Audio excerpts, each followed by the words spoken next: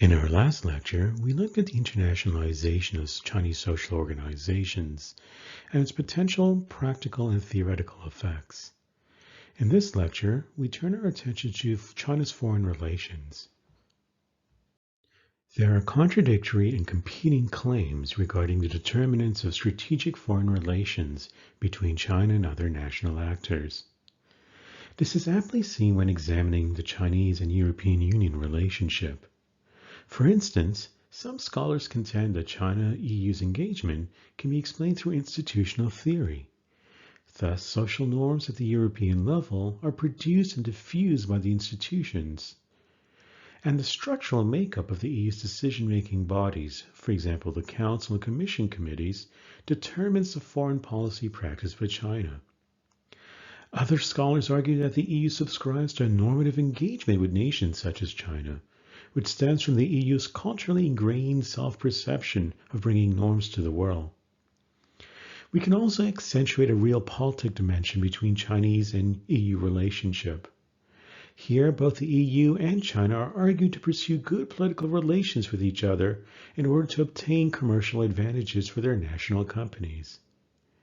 Consequently, the strategic orientation between both actors is driven by agency-stakeholder variables, which emphasize and rest on this sort of idea of mercantilism, or mercantilistic strategies are designed to bolster national power and resource deficiencies. In an environment of multitude and potentially competing claims on the strategic preference formation of actors towards China and vice versa, China's foreign relations preferences and behavior towards other national actors, we can suggest there are three behavioral theories that can better account for this reality. In this lecture, we will look at the institutional, social, and agency stakeholder theories. Understanding the primary motivation of China can diminish much of the miscommunication, uncertainty, misunderstanding, and mistrust that often characterizes present-day national actors' interactions with the country. To understand China's foreign relations, we first can use institutional theory to understand how the domestic sort of institutional environment can affect its ability and its sort of behavior as China goes overseas. From the outset, institutionalism argues that structural arrangements, including resource configurations, determine political orientations. In other words, the preferences of the Chinese state are shaped by its institutional structures that create a series of rituals and regulations to abide by. Indeed, so strong is the indoctrination effect that these procedures become a purpose in their own right. In other words, what institutional theory is suggesting is as China goes overseas and tries to understand China's behavior as it is overseas, it is shaped by these rituals and regulations. There are a number of problems that are apparent with this approach. In particular, it presents a deterministic account of change that assumes a path-dependent preference formation once institutional outcomes are in place. In addition, the theory adopts a uniform view of institutional arrangements that cannot account for variations at the subnational or regional level. As we've discussed in previous lectures, China can be seen as multiple Chinas where there's various kinds of regional variations. There is a significant plurality of institutional environments in China, and this can create competing rituals that favor no single guiding preference. Finally, institutional theory underestimates stakeholders' impact on political outcomes and foreign policy outcomes, and an emphasis of national drivers at the expense of global ones. The second theory we can use to understand China's foreign relations and foreign policy formulation are social theories. Social theories broadly argue that sociocultural factors motivate political actors, and they motivate them both in the domestic and international realm. Here, institutions are perceived in terms of cultural legacies and historical heritage that typify state behavior. As a result, rather than acting as independent variables, institutions are shown to be deeply embedded in a cultural nexus that is undergoing constant negotiation and renegotiation. Hence, their primary function is cognitive rather than normative, and their life cycles are transient. Social theories, however, often exaggerate the role of culture, and especially the role of culture when it comes to determining domestic and international behavior. It is presenting it as though culture is this sort of universal variable that it can account for the totality of China's actions. This significantly diminishes the tangible impact that collective rationality and resource constraint can exert on political preference formation. Certain social theories, such as world polity theory, attempt to ameliorate some of these issues by drawing on much broader organizational environment. In particular, the influence of international variables, such as globalization, receives greater attention. Nevertheless, this does not address the overtly normative view of behavior. For example, some Chinese actors can be described as being more rational than norms-based. Moreover, it's often a difficult task to accurately draw out the impact of culture on personal preferences without steeping into wide sort of generalizations or oversimplifications or uncomfortably bold claims. Finally, the third sort of theory we can use to understand China's foreign policy preferences is the agency stakeholder theory. This approach suggests that individuals are primary determinants of their own behavioral patterns, or states are primarily the determinants of their own behavioral patterns. Here, considerations of rationality, efficiency, and self-interest form the bedrock of decision-making by China's institutions. From this perspective, the impact of institutional and social forces are significantly downplayed, due to the notion that actors actively shape rather than reflect their characteristics. Consequently, it becomes imperative to understand China's foreign relations behavior by analyzing the personalities of Chinese leaders to determine their political preferences as a whole. The stakeholder approach extends this analysis to relevant groups of social actors. Thus, it argues that the state, interest groups, companies, etc., independently create their preference orientations. The agency stakeholder approach, however, once again presents a series of pressing problems. In particular, their overriding assumption rests on a controversial conception of the self, whose identities a priori are independent to all ends, and whose choices are determined by contingent, detachable preferences. This fixed atomic self then becomes akin to the isolated Crusoe, who acts egotistically and rationally, unresponsive to social markers. Moreover, the agency stakeholder approach disempowers individual autonomy, as the self exists as an a priori, and so is not subject to choice. It is apparent then that the three theoretical orientations used to explain China's foreign relations are somewhat fragmented. There's insufficient attention given to arguments across the various approaches. As a result, emphasis is cast on different variables that are often set out in competition with one another.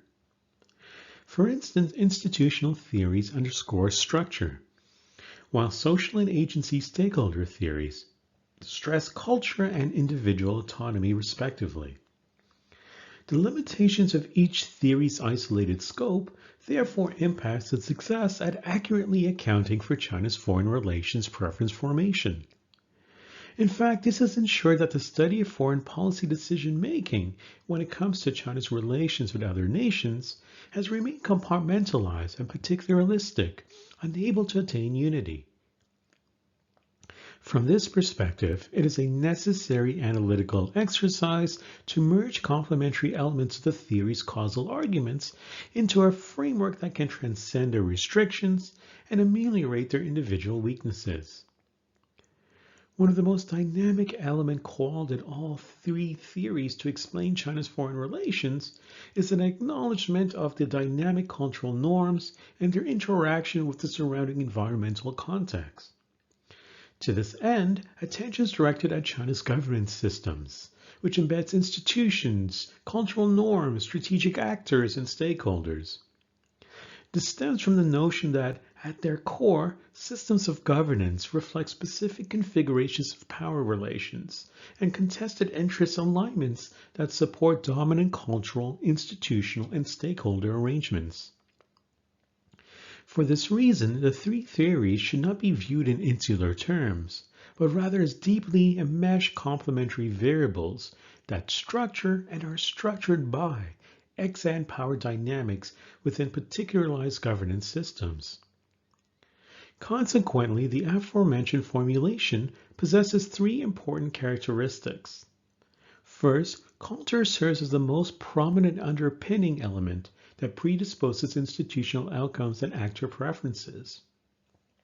In particular, Chinese institutions are seen as an embodiment of cultural systems of meaning. Further, stakeholder roles are depicted as highly situational and dependent on socially constructed variables.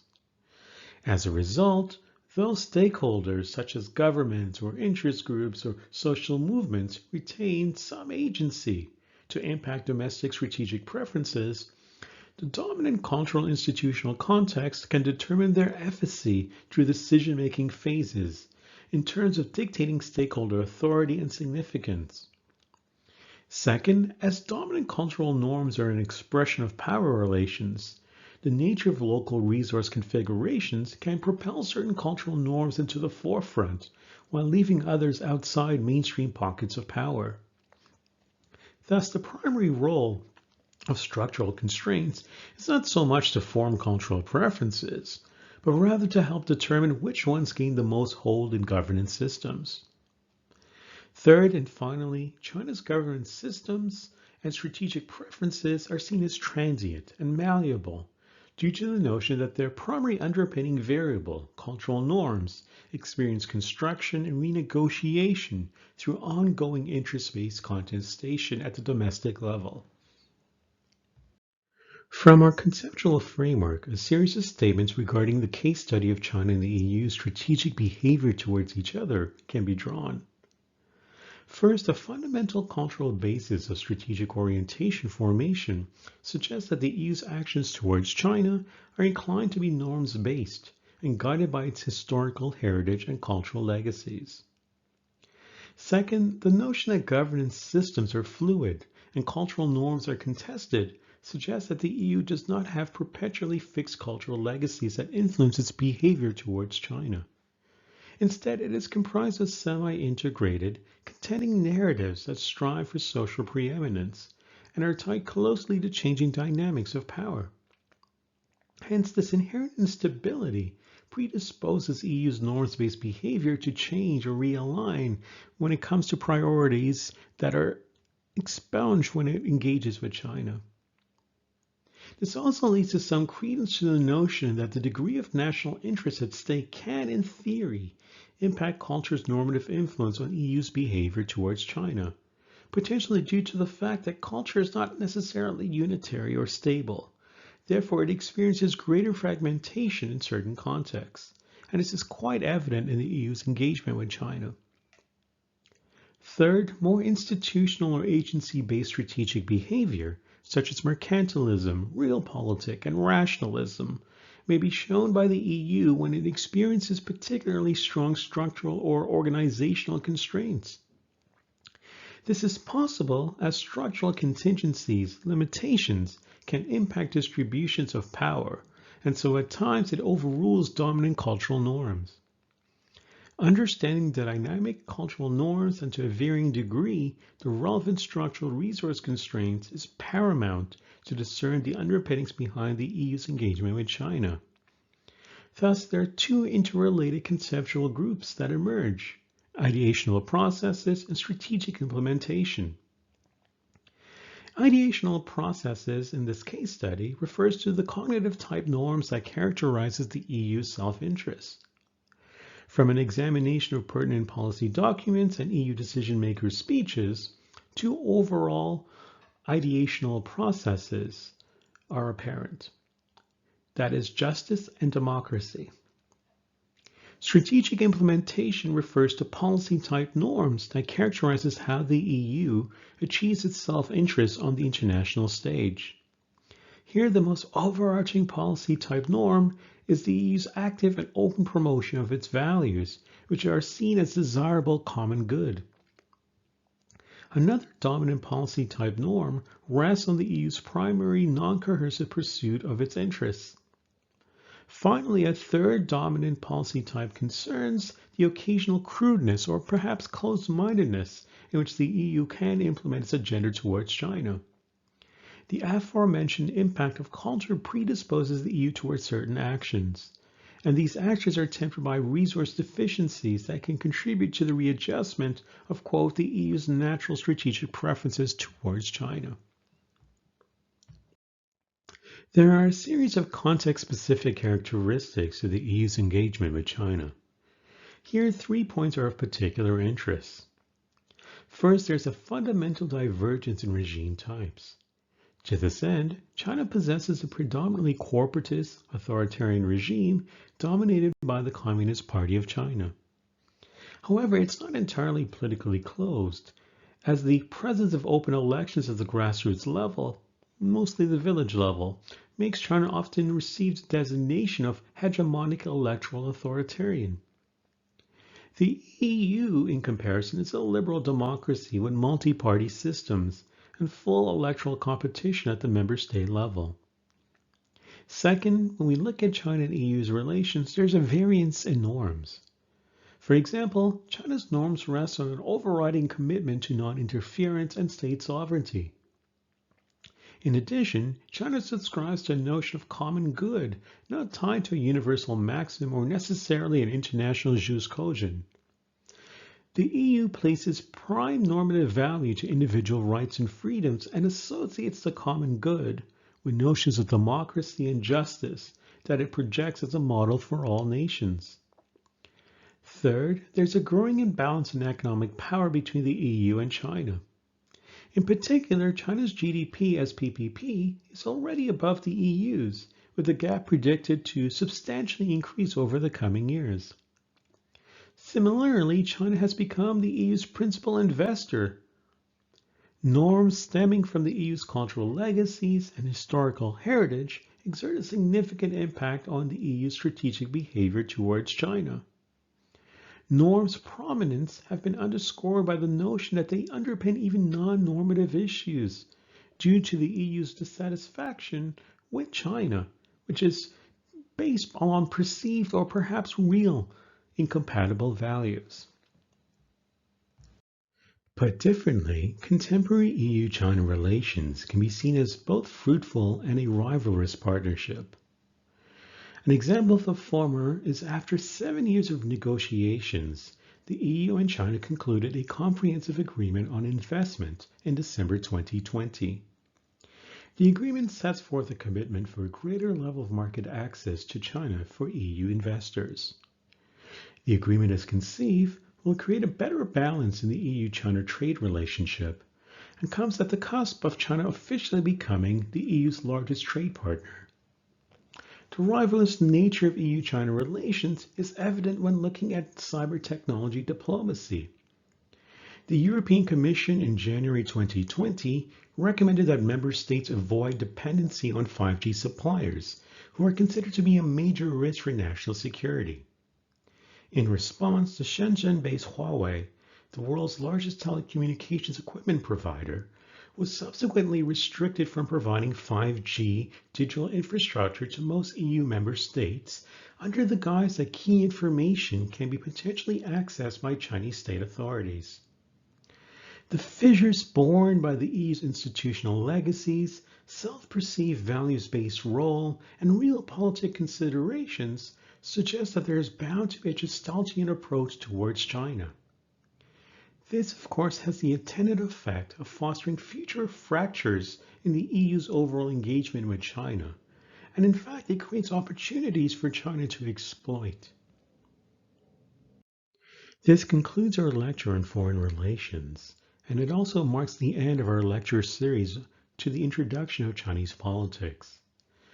Over the series of lectures, we have looked at contextualizing contemporary China, looking at the path to modernization and the onset of reforms. We also looked at the behavior of contemporary Chinese institutions, looking at their bureaucratic operations and configurations, and looking at government-private enterprise and government-NGO relationships. We also looked at the behavior of political actors in China, looking at topics such as popular legitimacy and accountability, ideological development and performance, as well as the behavior of marginalized groups. Finally, we looked at the challenges and future prospects of China in the 2020s. This involved looking at civil society and evolving modes of citizen participation. It also involved looking at the internationalization of Chinese social organizations, and as with this lecture, looking at China's foreign relations with others.